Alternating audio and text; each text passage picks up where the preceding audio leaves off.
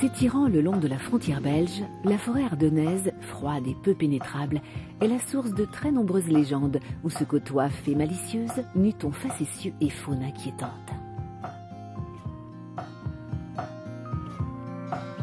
Pour nous servir de guide le long de sentiers mystérieux, dans des forêts secrètes et des ambiances étranges, des Ardennais, Belges et Français ayant en commun un amour profond pour la nature, leur région et ses traditions. Hervé Gourdet est illustrateur, fondateur du Printemps des légendes de Monthermé. Il s'emploie depuis une dizaine d'années à partager les histoires légendaires qui ont bercé son enfance.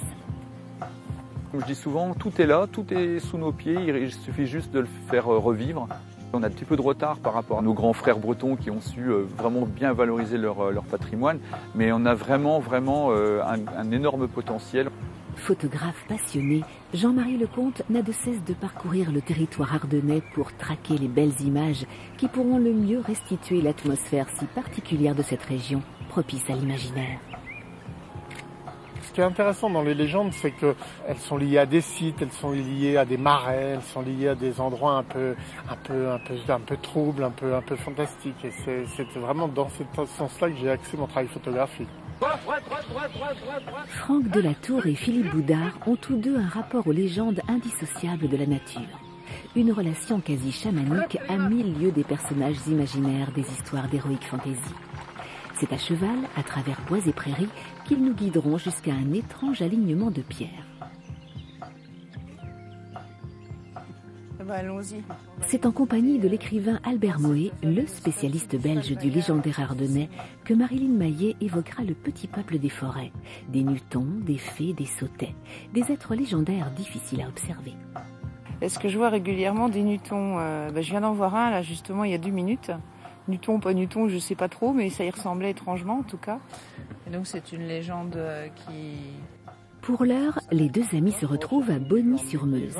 Ici, tout rappelle les 4 fils Aymon. Il y a la statue, mais aussi et surtout les 4 pics rocheux la surplombant. Un site connu de tous les Ardennais. L'endroit est idéal pour évoquer la plus célèbre des légendes, dont voici le récit. Les 4 fils Aymon, c'est l'histoire épique de 4 frères, Allard, Guichard, Renaud et Richard, qui partent à la cour de Charlemagne pour être faits chevaliers. Mais suite à une dispute lors d'une partie d'échecs, Renaud blesse mortellement le neveu de l'empereur. Pour échapper au courroux de Charlemagne, Renaud et ses frères s'enfuient alors sur leur cheval magique Bayard et rejoignent leur cousin enchanteur Maugis dans la mystérieuse forêt d'Ardennes. Là, ils construisent la forteresse de Montessor sur un rocher surplombant la Meuse. Quand Charlemagne les retrouve et assiège leur château, ils se réfugient une nouvelle fois dans les profondeurs de la forêt ardennaise. Tous 4, sur leur cheval magique, fuient sans cesse et franchissent la Meuse d'un bond immense. La colère de Charlemagne ne s'apaisera qu'avec le sacrifice de Bayard. C'est une légende médiévale, on peut dire que c'est une épopée qui a vraiment son assise en Ardennes, puisque les 4 fils se sont souvent réfugiés dans des forteresses, on peut dire, ardennaises, avant de combattre ailleurs et de revenir quand même toujours en Ardennes. C'est évidemment la légende la plus représentative de l'Ardenne, les 4 fils Aymon étant en quelque sorte le symbole de la résistance des Ardennais. Charlemagne les a poursuivis sans répit en fait. Oui, c'était vraiment, je dirais, une haine qu'il avait parce que c'était un défi à son autorité, mais je crois que plus encore que les fils Aymon, Charlemagne haïssait Maugis, donc c'était vraiment les 2 ennemis. Maugis, c'est l'enchanteur, c'est ça? Justement, c'est un peu notre Merlin ardennais. C'est lui qui va procurer le cheval Bayard aux 4 fils Aymon. Et ce cheval, on sait qu'il pouvait embarquer, si j'ose dire, les 4 frères, mais contrairement à ce qu'on croit souvent, ce n'est que exceptionnel, c'est en cas de danger. Quand il n'y a pas moyen de s'en tirer autrement, bien, son dos s'allonge et les 4 frères peuvent... C'est là qu'opère la magie. Oui. Et donc l'histoire nous dit que Bayard, on l'entendrait encore dans la forêt d'Ardennes? Oui, le 21 juin, à l'équinoxe, à la Saint-Jean, on l'entend hennir dans la forêt d'Ardennes.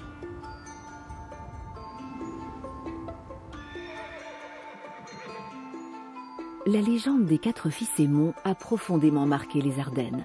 Ainsi, à Givet, dans le nord du département, se trouvent les ruines d'une tour, la tour Maugis, en référence au cousin enchanteur des 4 fils. C'est ici que nous retrouvons l'illustrateur Hervé Gourdet, accompagné de son éditeur Jean-Marie Lecomte. Ensemble, ils travaillent à la réalisation d'une bande dessinée en 4 volumes consacrée à la célèbre légende, dont le premier tome sera consacré à Maugis. Se rendant sur le site pour la première fois, Hervé compte bien, malgré la pluie, en profiter pour réaliser quelques esquisses. Donc c'est vrai que j'ai moins l'habitude de venir par ici, mais je suis assez surpris. T'imagines qu'avant, ça faisait 10 mètres au-dessus encore. Ouais. Mais c'est vrai qu'il faut imaginer la vue qu'on devait avoir de là-haut, ça doit être assez extraordinaire. Ouais. Bon, ben, je vais en profiter pour faire quelques images sur le site. Et toi, tu as un dessin qui va avoir un rapport avec la BD? Ah oui, je pense qu'il va y avoir une scène où ça va se passer ici. Je vais en profiter, je vais faire quelques petits croquis là. C'est assez intéressant.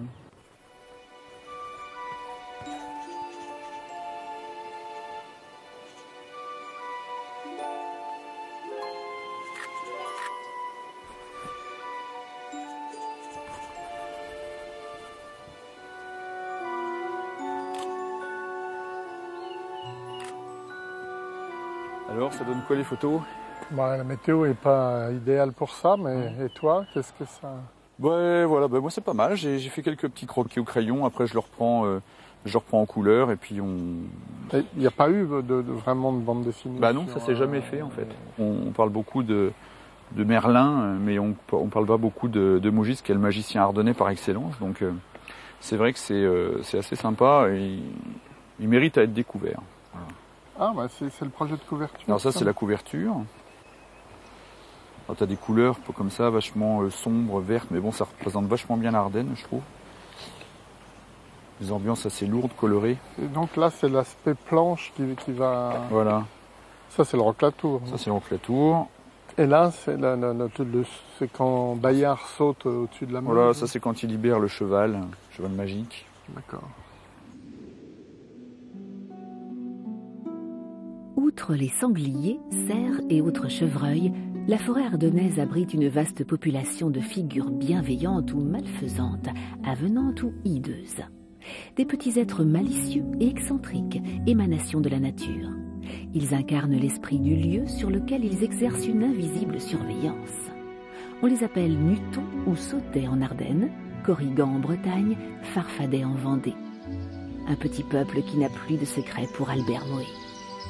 Les Nutons sont plus chez nous en France et les Sautets sont plus chez toi en Belgique? Oui, quand j'étais un petit gosse, on m'a parlé de ces Sautets qui réparaient les outils, les casseroles, les chaussures. Et c'est vrai que ça reste un monde extrêmement intéressant, même sur un plan, je dirais, sociologique, parce que ce qui est différent, ce qui est autre, on le regarde toujours d'une façon un petit peu circonspecte. Et finalement, c'est exactement la même attitude oui, c'est vrai. que celle qu'on avait vis-à-vis de ce petit peuple qui était à la fois craint et admiré.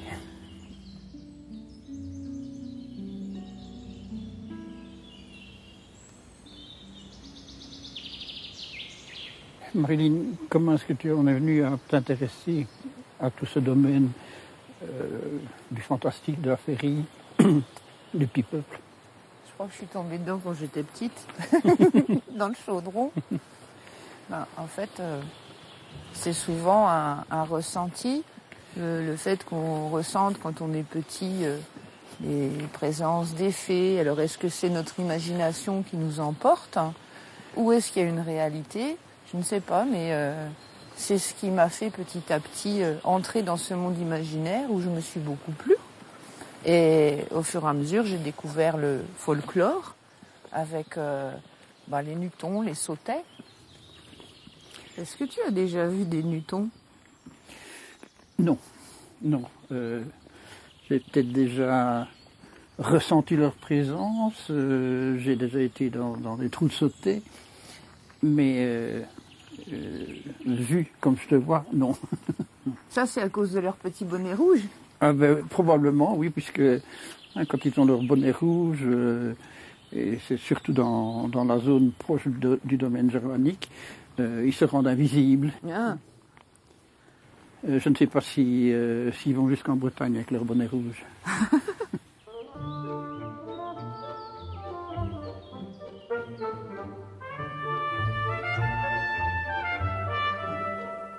Albert Moët aime rappeler la nécessité de transmettre par l'oral ou l'écrit les nombreuses histoires légendaires qui forgent l'identité et le folklore d'une région. Je crois que c'est essentiel de préserver ce patrimoine et surtout de le faire passer, parce que en fait nous sommes des passeurs de mémoire. Je crois que c'est important qu'on n'oublie pas que à côté des Minimoy, il y a aussi les Nutons, les Sautés, et quand on fait le compte, c'est vrai que c'est quand même un patrimoine fabuleusement riche qui, si je puis dire, se suffit à lui-même. Quel est le lien entre l'heroic fantasy ou l'imaginaire tel qu'on le connaît, nous, avec les lutins? Est-ce que c'est le même esprit? On est dans un autre monde, en quelque sorte, mais l'heroic fantasy, c'est de la fantaisie, effectivement. C'est aussi un petit peu la différence, si je puis dire, qui existe entre la légende et le conte. La légende reposant toujours sur, je dirais, une certaine réalité qui a évolué évidemment avec le temps, tandis que le conte est quelque chose qu'on invente de toutes pièces dans un but ludique ou satirique, peu importe, mais bon, qui a toute liberté de se développer de manière même, je dirais, anarchique, alors que la légende, bon, c'est quelque chose de, je dirais, plus historique en quelque sorte.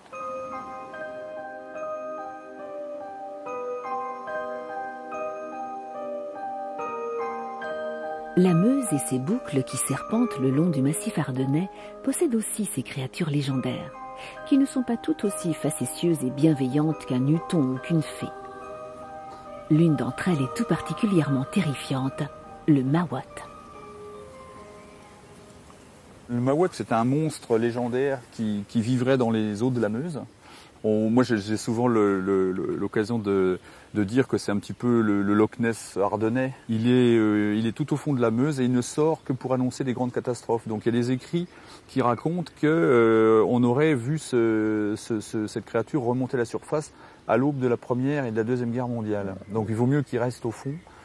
Parce que c'est quand même signe de mauvais présage. Alors j'ai souvent aussi entendu parler du Mawat comme une menace pour les enfants, pour pas qu'ils s'approchent de l'eau. Oui, ça fait partie de toutes ces légendes un petit peu, on va dire, préventives pour éviter que les enfants fassent des bêtises ou aillent trop près de la rivière, par exemple. Donc voilà, on retrouve un petit peu cet archétype de monstre dans pas mal de régions aussi.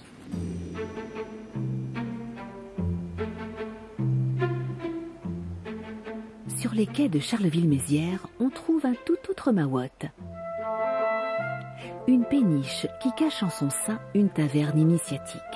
Au mur, les nombreux personnages légendaires ardennais donnent à l'endroit un caractère mystérieux. Ici, Philippe Boudard, le maître des lieux, et son ami comédien Franck Delatour pratiquent la culture locale tout en buvant un verre. T'as vu que dans son ventre, il y a tout un tas de personnages sur les murs, dans les cadres, qui sont quand même tous des personnages des légendes ardennaises. Alors c'est ça, j'aurais jamais imaginé qu'il était capable de bouffer tout ce monde-là quand même. Hein. Mais le Mawat a mangé tout ça. Il a mangé un Nuton, il a mangé une fée, il a mangé le Carnabo. Ah, le Carnabo, intéressant. Le Carnabo, parce que son père est un sorcier de Bohême. Ouais. Sa mère, c'est une goule. Et ils sont venus en Ardennes et ils ont mis au monde un enfant monstrueux qui a une trompe d'éléphant, des yeux de basilic et qui peut guérir des maladies parce qu'il a des dons de sorcier. Alors si t'es malade, que t'as des maladies incurables, tu peux aller le voir. Et là, c'est qui tout double. Ou il te soigne, ou il te mange. Et en fait, moi, je trouve que toutes les légendes, c'est comme ça. C'est ni bien ni mauvais, c'est selon comment on se situe, selon moi, j'ai l'impression qu'on a essayé de concrétiser, de montrer, de dessiner, de sculpter l'âme de certaines choses. J'ai l'impression que c'est un peu une résurgence animiste. C'est-à-dire que l'esprit de la pierre, on en a fait une fée, que l'esprit de l'arbre, on en a fait un Newton. C'est un fond culturel.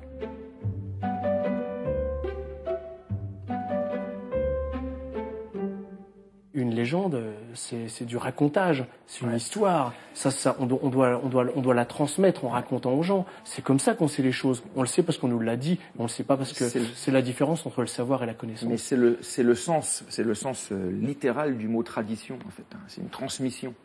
Quand tu as créé le bateau ici, c'était vraiment l'idée que les représentations de tous ces monstres-là que le Mawat avait avalés, finalement, c'était quelque chose qui était censé interpeller les gens et leur faire un premier pas vers le dehors, enfin vers cette renaissance, vers ce truc, vers cette sensibilité peut-être un peu plus, je sais pas comment dire, animiste si tu veux, ou enfin je sais pas trop comment l'appeler, une sensibilité un peu plus poétique peut-être. Enfin voilà, bref, je pense. Ouais. Et ce qui est intéressant aussi, c'est que on a parlé de Mogis l'enchanteur. Évidemment, il y a son cheval Bayard, le cheval fée, le cheval qui fait des bonds extraordinaires, qui vole et qui t'emmène. Et ce qu'on peut faire, c'est aller en forêt. Ça fait longtemps qu'on l'a pas fait ensemble. On peut le faire. Ça serait chouette. Et je t'amènerai sur le Tcharsky. Et là, on pourrait dire, on chevauche entre les mondes.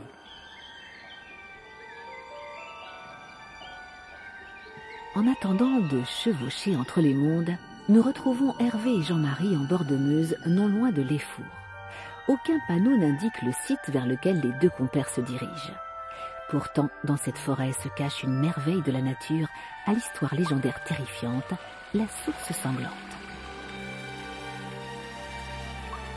Cette légende, elle se passe il y a fort longtemps dans un village proche d'ici. C'est une très belle jeune fille qui est poursuivie par un cruel seigneur qui veut absolument la faire sienne. Et pour échapper à ses avances, elle décide de partir en forêt. Elle va se réfugier dans une caverne, pas très loin d'ici, près de cette source. Et puis, au cours d'une partie de chasse, quelques temps après, le seigneur, qui n'a pas tellement, dans les intentions n'ont pas changé, et qui est toujours aussi mauvais, va la découvrir dans cette caverne.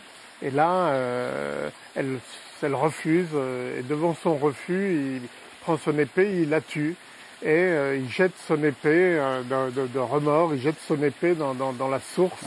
Et depuis, cette source est devenue toute rouge et on l'appelle la source sanglante.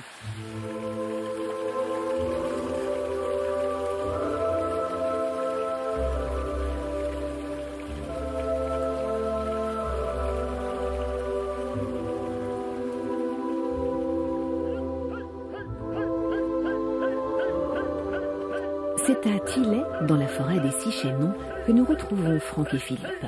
Pour ce dernier, les chevaux sont le moyen de passer du monde réel vers celui des esprits.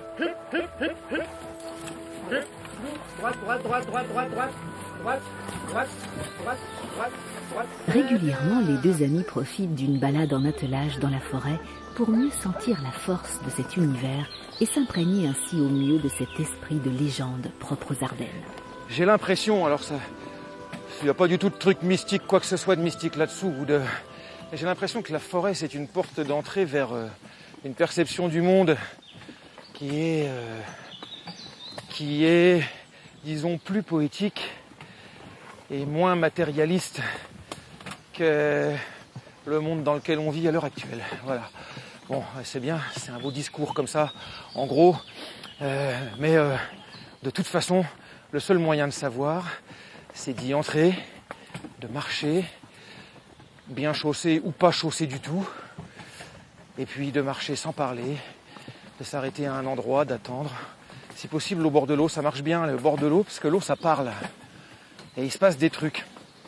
Et puis après, on peut se dire, oui, alors les légendes, alors les Newtons, les fées, les carnabos, les verbouks, toutes ces bêtes-là, ça existe pas. En fait, peu importe. Ce qui compte, c'est qu'il soit dans la tête de chacun. C'est le plus important. Parce que c'est à ça qu'ils servent. C'est à nous dire il y a autre chose ailleurs. Au bout du sentier forestier, boueux et feuillu, arpenté à bon train grâce aux deux puissants et rustiques chevaux ardennais, les deux compères rejoignent enfin un cromlech, un alignement de pierres étonnant. Donc il y a des cailloux, un cercle, deux monticules et une table. Un cromlech contemporain. Ah, parce que c'est un authentique celui-là. Ah, c'est un On peut véritable. le revendiquer, il est du XXe siècle ou du XXIe siècle. Et pourtant c'est un vrai. Un vrai Absolument vrai. Qui n'a rien d'archéologique, mais il a été fait dans les règles de l'art. On a triché un peu. On a quand même pris des tractopelles. On a un peu triché, c'était pas avec les cordes et tout le bazar, oui c'est vrai. On a un peu triché. Mais bon. Mais ça fait son effet quand même. Moi, ce qui est intéressant, pour moi, c'est que on a fait des choses vraies. On est venu ici avec les chevaux, les vrais, en voiture d'attelage, on a traversé la forêt, on a vécu, et on a voyagé. On a fait un vrai voyage. On n'a pas été loin, mais on a fait un vrai voyage. Parce qu'il s'est passé des choses, comme tu nous l'as dit tout à l'heure. Et à mon sens, ce que j'ai voulu faire avec ce caillou, c'est qu'on a un cercle qui est moitié dans la clairière, moitié dans la forêt, avec lequel on peut voyager. Mais on peut voyager juste en restant ici, juste en se posant dessus, en regardant, en attendant. C'est un voyage statique. Ouais. Le Tcharsky, c'est pour ça qu'on l'a appelé le Tcharsky, le char de schiste. C'est de la poésie, en fait, c'est tout.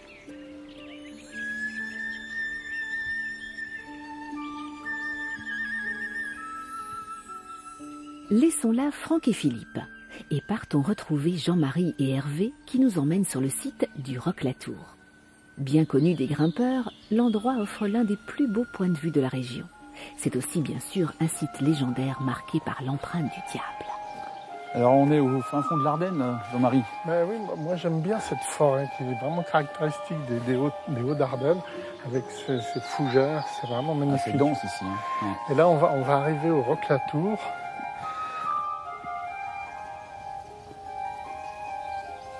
Cette légende, elle s'est passée avec un seigneur tout près d'ici qui voulait faire construire son château au bord de l'Asmois. Alors, mais comme l'endroit est très escarpé et difficile d'accès, il a passé un pacte avec le diable qui, en échange de son âme, lui a promis de construire un château et que le château devrait être terminé juste avant le chant du coq.